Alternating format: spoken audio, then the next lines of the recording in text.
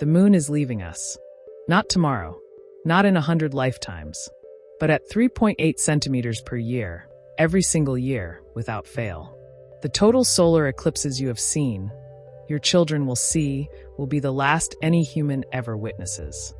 A total solar eclipse is not a miracle. It is a coincidence. The sun is 400 times wider than the moon, and it is also on average 400 times farther away. Those two ratios cancel each other perfectly.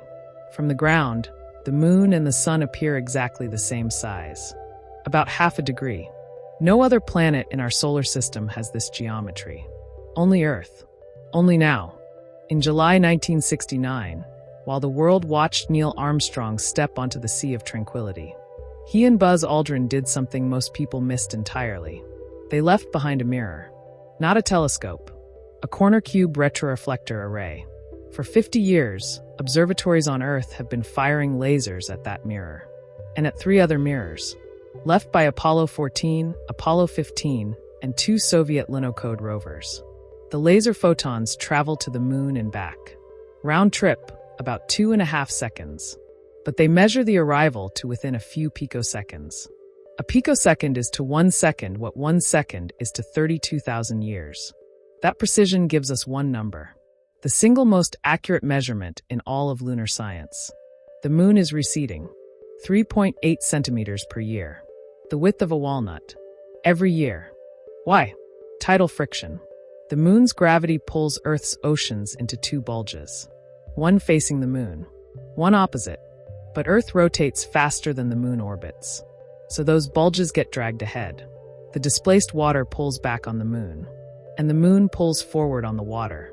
That transfer of angular momentum does 2 things. Earth's day lengthens, about 1.7 milliseconds per century, and the moon spirals outward, 3.8 centimeters, every single year. The moon has not always been at this distance. When it first formed, from the debris of a giant impact, it was only 20 to 30,000 kilometers away. Early Earth saw lunar eclipses where the moon blotted out the sun many times over. Total eclipses, as we know them, the corona, the ring, the brief twilight, did not exist. They only became possible when the moon reached roughly its current distance. And they will only last for a window we are currently inside. At the current recession rate, the moon's average angular diameter will fall below the sun's in approximately 600 million years.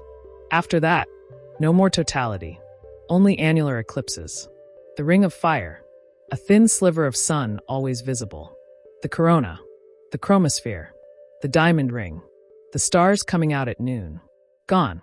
600 million years sounds like forever. In human terms, it is. Hominins have existed for 6 million years. Recorded human history? 4,000 years. 600 million years is 100,000 times longer than all of recorded history. But in cosmic terms, 600 million years is a blink. The Earth, Moon, Sun geometry that permits totality is not a permanent feature of the solar system. It is a temporary configuration, like a perfect note held in a symphony for a few bars. We are alive exactly at the right moment in geological time to witness it. Not because we are special, because the universe does not care about our timing. The retroreflectors are still on the moon. Silent, passive, unchanged.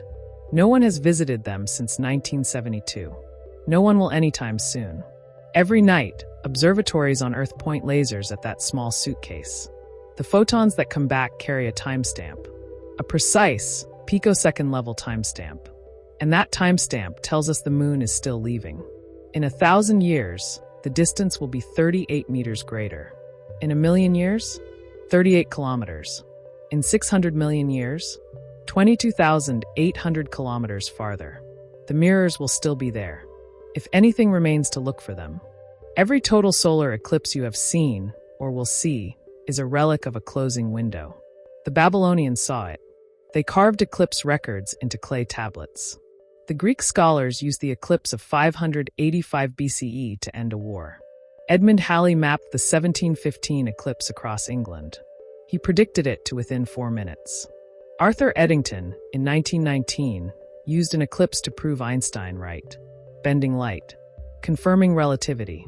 All of them, Every human who ever looked up and saw the corona. All inside the same window. Future civilizations will not see what we see. Not because the sun dims. Not because the moon vanishes. But because the geometry will no longer allow it. The 3.8 centimeters per year is not a warning. It is a measurement, but it is also a clock, ticking in real time. Right now, you will likely see another eclipse. Maybe 2, maybe 3 if you travel far.